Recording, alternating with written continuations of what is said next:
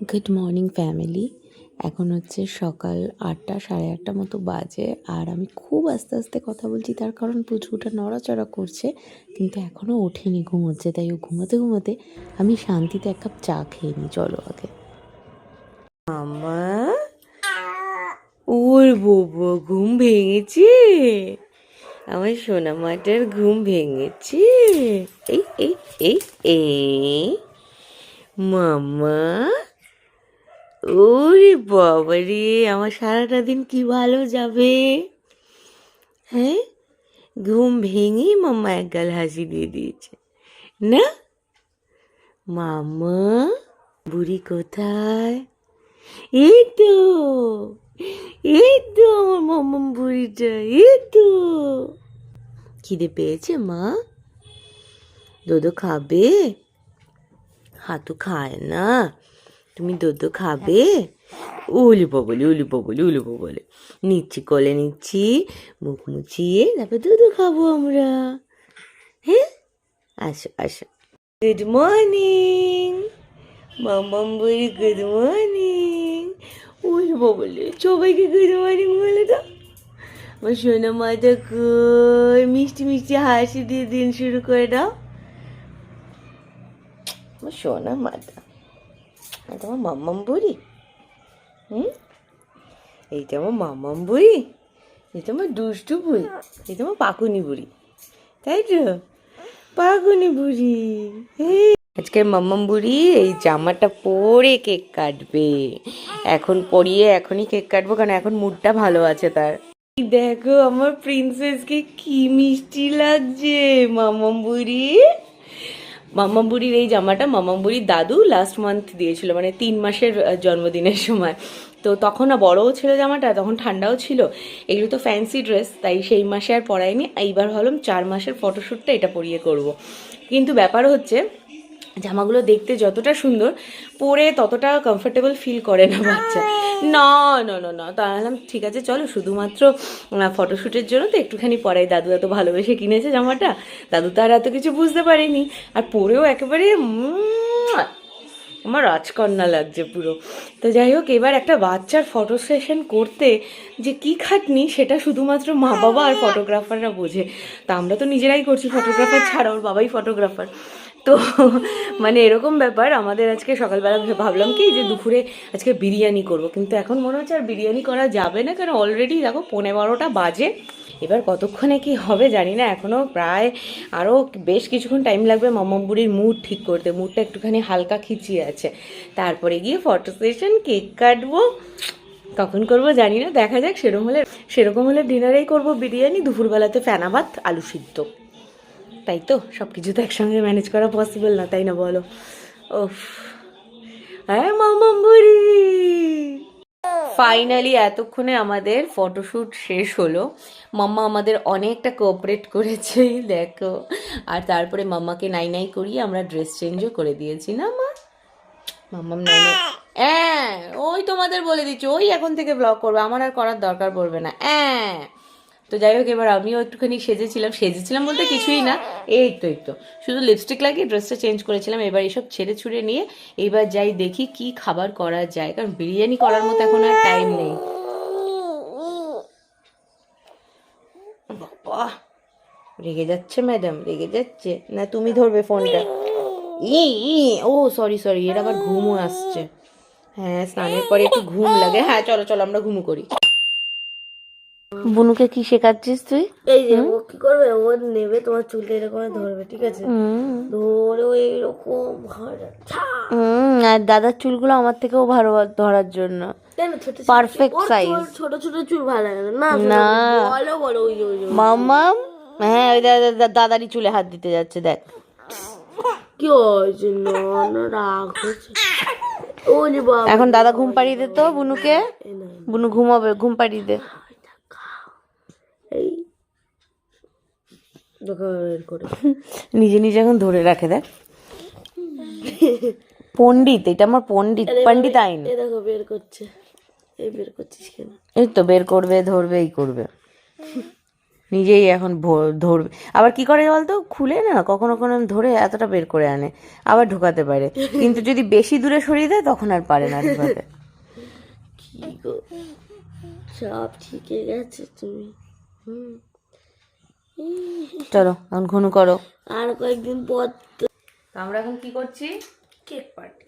আমরা এখন cake party না বলো, এটা বুনুর 4 মাসের বার্থডে উপলক্ষে যে কেক এসছে সেটা এখন আমরা সেলিব্রেট করছি, মানে সে তো কেটে দিয়েছে, এবার আমরা খাচ্ছি। হ্যাঁ, বুনু কি করছে দেখো। খাবি মামা? মনে সে বললাম যার জন্য রন্ধন পাড়া শুদ্ধ কি যেন না, জামাইয়ের জন্য রন্ধন বাড়ি শুদ্ধ ভোজন। এই যে আমাদের জামাই, আর আমরা এখন খাচ্ছি।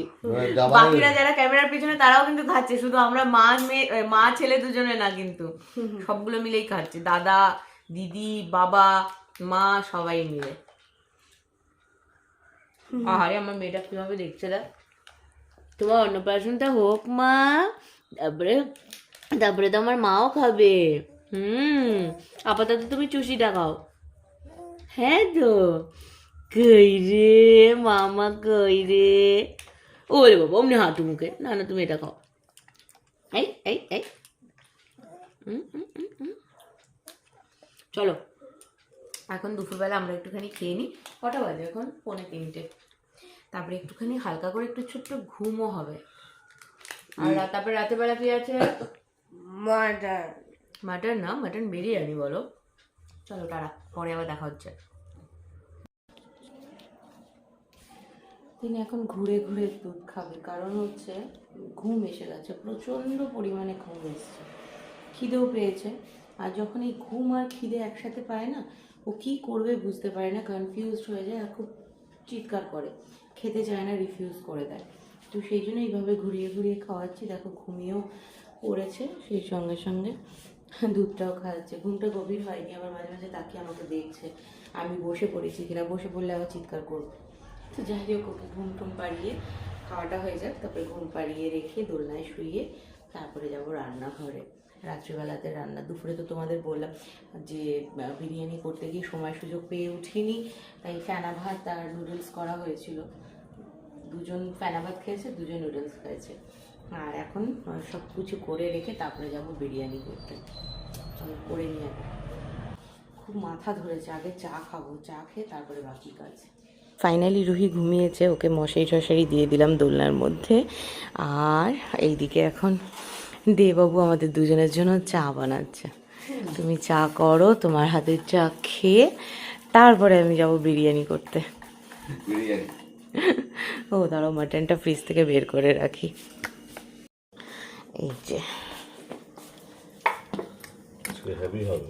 মামার প্যাসিফায়ার, তারপরে বোতল সবগুলো এখানে এখন স্টেরিলাইজ করতে দিয়ে দিলাম। বার্লিনের এই স্টেরিলাইজারটা এত ভালো, এইটা কিন্তু সেই 2015-তে কিনেছি। সময় তো স্টেরিলাইজারের এত কোম্পানি অ্যাভেলেবেল ছিল না, এটাতে আমি রিওর জন্য স্টেরিলাইজ করতাম বোতল। টানা ধরো 4 বছর মতো ইউজ করেছি, 4 থেকে প্রায় 4.5 বছর। তারপরে রাখা ছিল, এখন আবার রুহির জন্য ইউজ করছি। এটা অ্যাজ ইট ইজ কাজ দিচ্ছে। এবার একটু নিজেকে চায়ের টাইম দিই।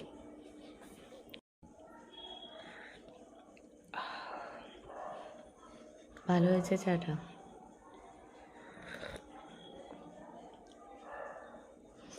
চায়ের উপরে যে দুধের সরটা পড়ে না, ওটা খেতে হেব্বি লাগে। তোমরা কারা কারা খাও জানিও কিন্তু।